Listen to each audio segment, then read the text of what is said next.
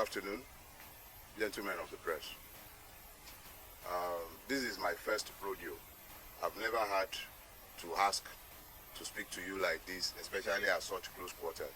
The last time I requested to speak with the press, it was in 2021 when I had credible information that there was an active murder plot against me. I spoke at the time only after I had submitted petitions to the Nigerian police under the leadership of Hakeem Odumosu as the police commissioner at the time. My petition was specifically addressed to his office. He is today of the Lagos State Park Services.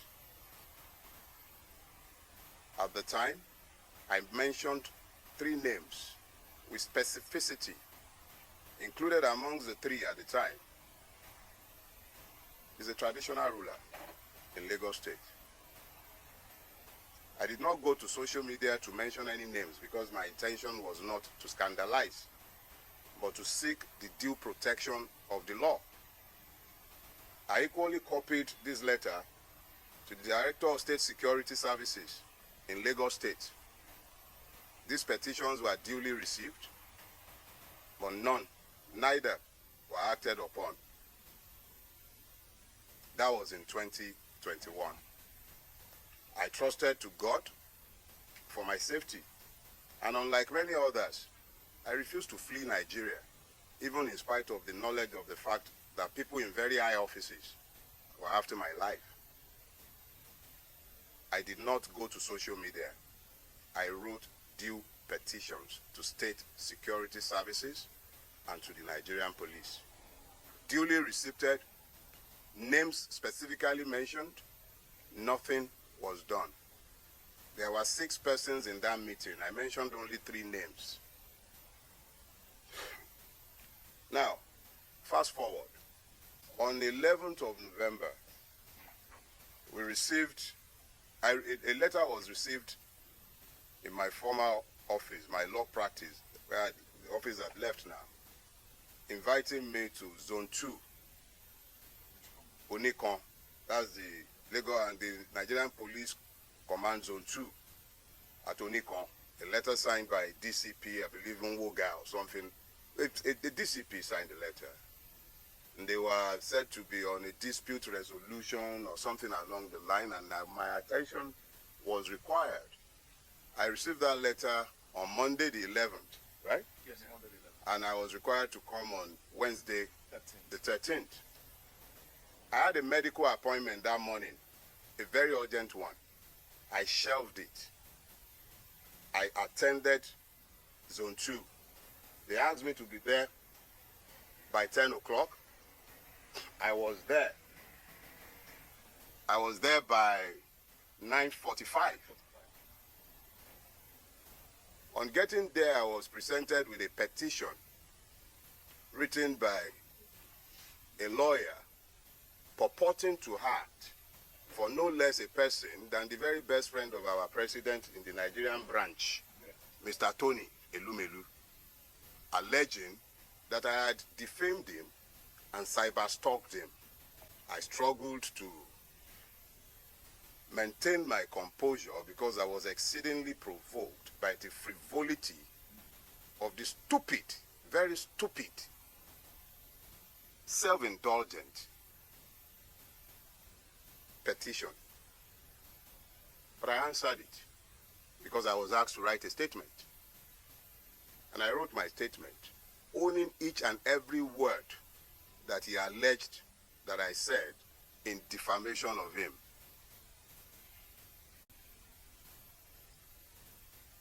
The IPO then took my statement and the file to see the DCP, who had signed my letter of invitation, and I was asked in.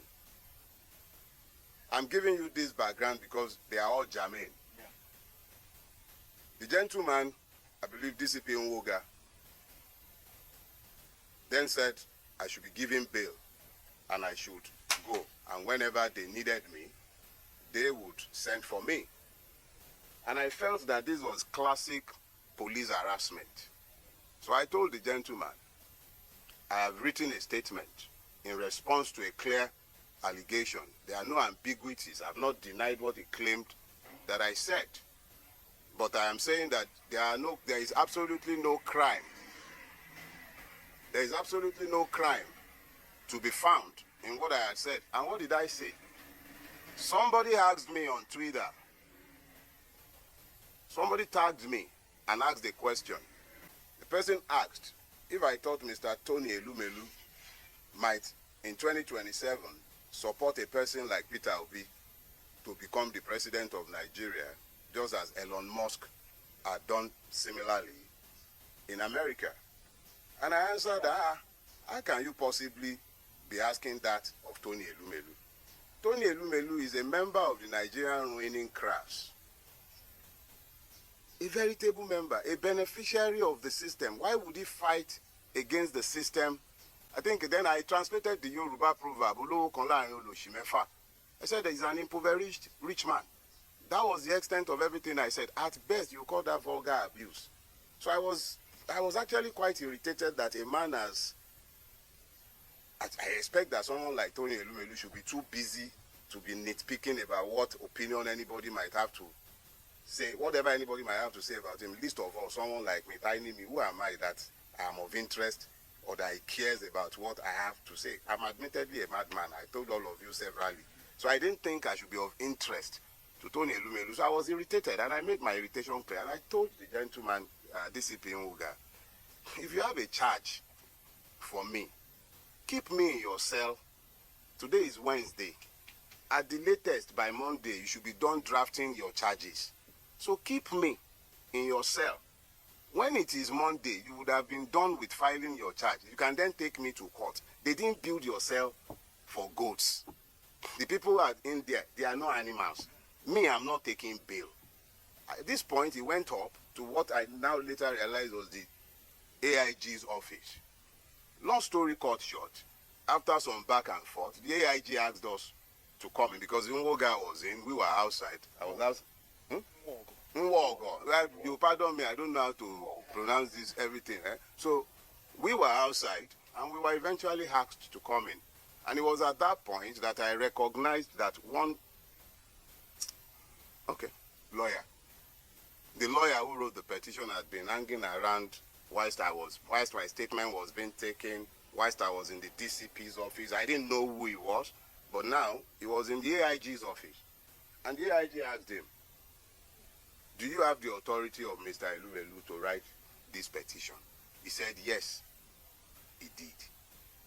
So the AIG said, well, you would have to tell your client to write us himself under his own hand to ask for Mr. Farotimi's prosecution. I was incensed that he would be asking that. But I could also recognize the delicacy of his position. Here is the very best friend of Mr. President who just went to France with him, demanding the prosecution of an irritant like me. Who was I? But the AIG used his discretion, and me, I'm a Yoruba boy. When somebody has tried to diffuse a situation, I accepted the way he diffused the situation. So he asked us to go. He told the man who had been talking bail that Mr. Farotimi is not unknown to you. When you asked him to come, he came at your invitation. I'm sure if you need him again, you can always ask him to come. You will soon understand the importance of this background. Just bear with me. So when we got back downstairs, DCP turned to me and said, come back next week, Thursday. I had things already scheduled for that day. I did not argue. I became aware that some men purporting to be policemen from the Ekiti State Police Command were in Lagos on a mission to abduct me. I believe the Ekiti State Police Command is under the Zone 2 at Onikon. I was at Onikon repeatedly, and nobody was aware of any form of interest in me by the Ekiti State Police Command, or any police formation for that matter. So at this point, knowing and being very familiar with Civil Forest, it became particularly clear that I must be very careful with my movement because there were kidnappers on the prowl, or perhaps hired killers, because this could definitely not have been policemen. I wasn't missing, I wasn't lost, my whereabouts was not unknown. But these persons were intent on abducting me. Knowing all of this, I was forced to avoid publicizing the funeral services of my father-in-law, which took place in Ibadan last week. I had to be moving around like a prey, being hunted by persons who are meant to be paid by my taxes for my protection. Things got to a head on Friday afternoon when one of my domestic staff was about to be abducted in this same attempt at getting me. He was told that he had a parcel. But I had already raised the threat level in my household and everywhere around me. And the young man was conscious enough to avoid being abducted. But these persons abducted a security staff of a company in which my wife has interests. And we had to strive to have this person bailed by that evening. Now, this was where it began to get interesting, because now I had to try and find out exactly what was going on. And I thank God for grace, because we must all become very clearly aware that there are times when you will be waiting to find angels with wings, but the angels that will be sent to you might not come with wings. But there have been men and women who stepped up to the plate in the last couple of days with information, and information is power. It came to my knowledge that there is a charge that had been fraudulently preferred against me before a court in Ekiti State at the instance of Chief Afe Babalola. This charge had been fraudulently preferred, hidden from view, and the court had purportedly demanded my presence multiple times, and I had failed to appear before this court. And this court had then proceeded to issue a bench warrant for my arrest. This is classic Afe Babalola. I detailed his corruptive influence in my book, Nigeria and its Criminal Justice System. And what he has done is exactly what he has always done in hiding, but he has done it this time again. And the calculations were that I would have been picked up, taken before this judge who must have either been compromised or misled in Ekiti. And I would have been remanded in prison custody for being somebody who was meant to face trial and who had refused to bring himself to court. I am reliably informed that social media influencers had been paid to spin these narratives after my arrest. Human rights activists have been positioned to start speaking after my arrest, including one Agbaya. High offices in this country have been compromised in pursuit of my persons. High offices, from the Inspector General's office, because the police have been subverted. The Attorney General of the Federation needs to examine himself, because his office has been somehow linked to this as well. I do not know if the presidency is directly involved in this, and I will not make frivolous charges. But high offices have been subverted in pursuit of a criminal purpose. I have committed no crime, done nothing wrong. If I have committed any wrong for which the state requires my attendance in a court or at a police station, they know exactly where I live. I will live only once, but I will not live cowering to any man. Let us be clear. If and when I have a charge to answer before a court, you all know where I live. I'm not hiding, and I'm not running away from anybody. Let us be very clear about that. I will never run away from Nigeria. We all have to pretend that we are in a democracy, and we have to pretend that we are citizens, and we have to pretend that we are a country ruled by law. And by all means, you will pretend that we are. I have done nothing. And if I have a charge that should be preferred against me, bring it on. I'm happy to come to court to have my day. If there is a crime, there must be justice, not only for the person who is aggrieved. There must be justice for the accused. And there must also be justice for the system. This is not how to build a rule-based system, where the system itself becomes so criminal that policemen were engaged in criminality. I was at zone 2 twice.